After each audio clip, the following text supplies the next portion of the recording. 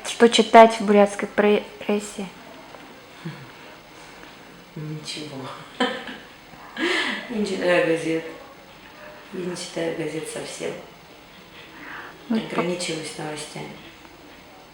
А как, ну то есть, а можете покритиковать журналистику нынешнюю Не местную? хочу. Все нормально? Да, ну да. Очень много появилось глянцев, таких, которые неинтересно брать в руки. Ну, знаешь, снова таки, вот это вот тебе пускать куда-то в запись, да, мне кажется, не есть хорошо. Это мое субъективное мнение, да, например, что там один журнал мне не нравится, потому что напихана одна реклама и вообще ничего интересного. А даже глянец, я считаю, должен быть интересным. То есть помимо там моды, хочется посмотреть и почитать что-то такое, ну, по крайней мере, интересно, интеллектуально, может быть, о ком-то там, о звезде, еще о чем-то.